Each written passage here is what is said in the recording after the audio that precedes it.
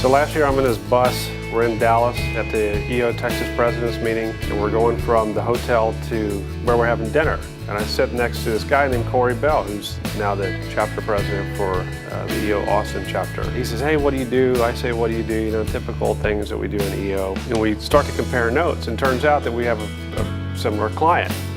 Rhymes with Bell, kind of feels like hell when you work with them and find out that we've got a common denominator between the two of us, and we start sharing ideas back and forth and experiences, figure out a way to, you know, work better with this company. So, you know, Corey is a guy that's in my tribe. Another great example is I'm in the taxi cab and I'm running back from the MIT campus to the hotel, to the airport in Boston, and I'm sharing a cab with a couple of EO guys, one from Adelaide, Australia, and one from the Philippines. You know, and seemingly you look at each other and you think, well, what do we have in common? We're from different countries, we have different businesses, and I'm talking to this guy, Mark Padilla from the Philippines, and he asked me a question that was posed during the MIT Master's program. You know, what's your number one bottleneck in your business? And I told him what that was and what I thought it was.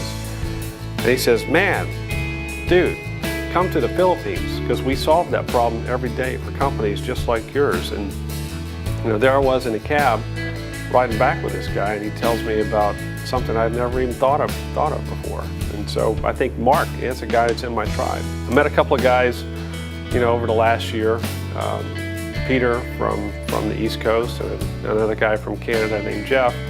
And both of these guys were going through significant personal issues this last year. It just so happens that I have experience with both of those issues and was able to share my experience, not because I'm some kind of hero or anything, but because of the way that we're set up as entrepreneurs in the EO organization. It created a clear path for me to be able to share an experience with them that hopefully helped them and help them through their situation.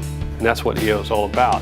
And that's what this university is all about. The university, EO Speaks Your Language, is about how we connect with one another as entrepreneurs. And if you think about the power of that, I mean, we're entrepreneurs. We are the guys out there creating order out of chaos, creating jobs, creating innovation, helping steer the economy back on track. And it's easy to look around our organization and see how all 7,500 of us are different. But when you peel it back, there's something that connects us all. And it might be that we're in a similar business. It could be that we share a similar passion for our families or our communities. It could be that we speak a similar language and our hobbies or our interests and things like that.